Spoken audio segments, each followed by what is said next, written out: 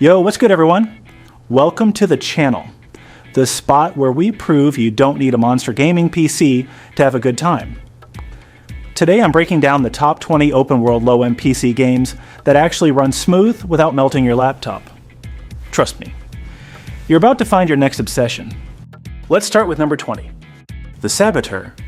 You're Sean Devlin, an Irish fighter taking revenge in Nazi-occupied Paris. After the Nazis kill your friend, you start blowing up their bases, helping the resistance, and bringing color and life back to the city as you dismantle their control.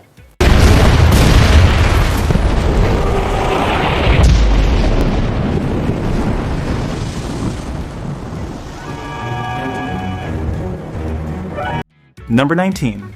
Mount and Blade Warband. You start as a simple traveler in Calradia with no power. You gather soldiers, fight bad guys, and decide if you want to help a king or create your own kingdom. The more you win, the stronger you get, until you can take over the whole land.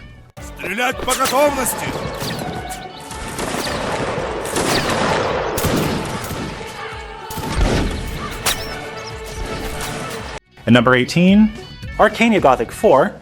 The game is way more casual than older Gothic games.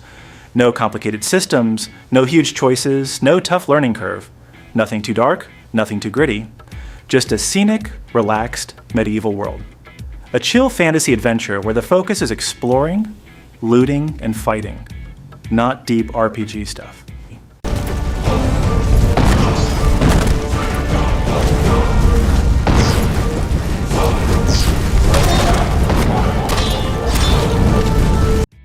And the number 17, Stalker, Shadow of Chernobyl. The game opens with a storm at night, a truck carrying dead bodies and survivors crashes. No backstory, no hint. Your goal is to find Strelok, the person you're told to kill. You have no idea who Strelok is or why you're supposed to kill him.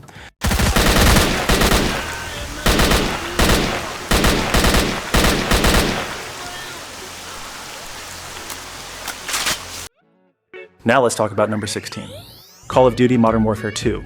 One of the most famous FPS games, a modern military game that delivers amazing visuals, smooth gunplay, and movie-style action, but doesn't fully land its emotional punches.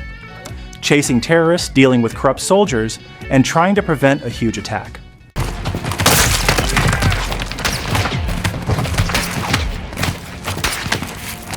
At number 15, Castle Crashers Remastered. One of the best low-end 2D PC games, the game runs around a wizard who steals a crystal and kidnaps 4 princesses. You and your squad roll out across different lands, beat bosses, rescue the princesses, and stop the wizard.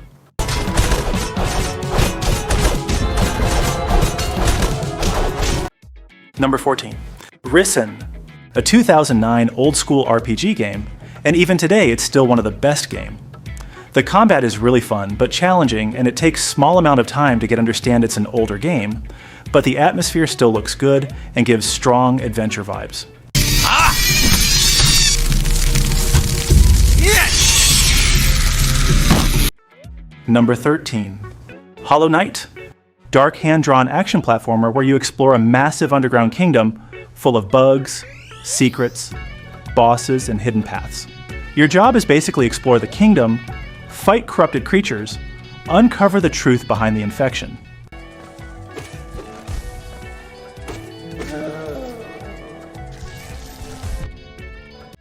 And number 12. Borderlands 1 uses cel-shaded graphics, which makes it look like a comic book. It's not realistic, but the style is unique. Thick outlines, bright colors, bold designs. You can choose from 4 playable characters, each with their own skill and personality.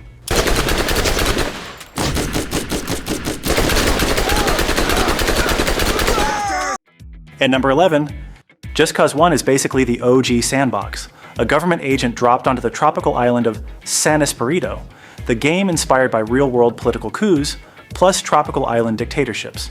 Open world freedom like early GTA,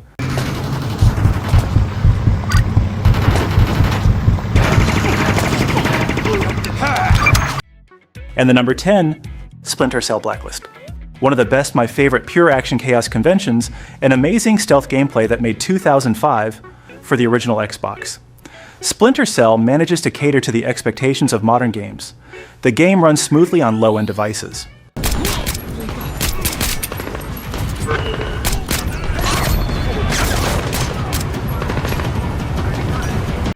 Number 9. Mafia 1 Classic. The City of Lost Heaven is a story-driven crime game that puts you in the 1930s American Mafia world. The game is more realistic than most open-world games from that time. Instead of pure open-world chaos, the game sticks to movie-style missions, emotional cutscenes, and a serious tone. That right. Yeah. Well, this here's Don's favorite driver. So anything you gotta say to him? And number 8. The Witcher 2007. Geralt wakes up with amnesia, not remembering who he is or what went down. A criminal group called Salamandra attacks his home base, steals Witcher secrets, and dips. Along the way, he gets dragged into political drama, monster problems, and some pretty tough moral choices.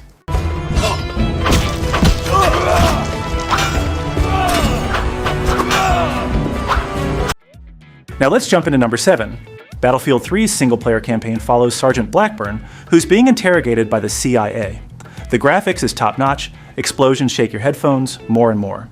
Multiplayer modes like Rush, Conquest, TDM are iconic, but single-player campaign is too seriously.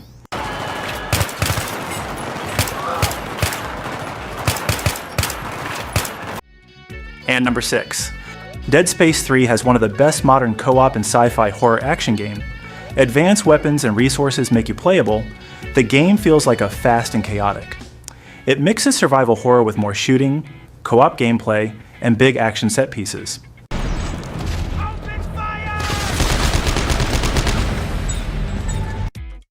Number 5. Alan Wake. A psychological thriller, action-adventure based on Alan's wife. She disappears early in the story, triggering the entire mystery. The graphics are really fantastic. Deep forests, foggy trails, dark, stormy woods. And the sound is also excellent if we compare to the low-end PPCs.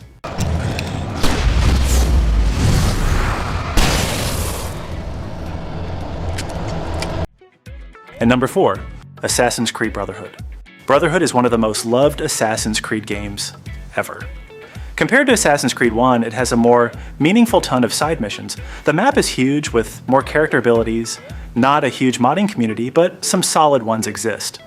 According to 2010, graphics were considered very impressive.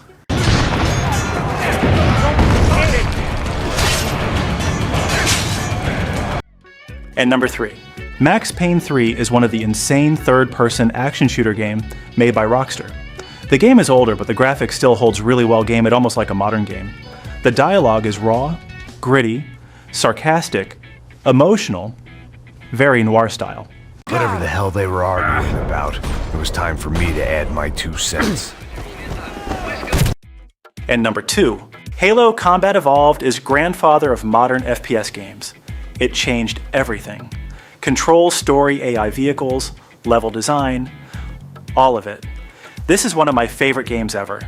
You basically dropped into a world shaped like a giant ring, beautiful landscapes, alien buildings, endless horizon.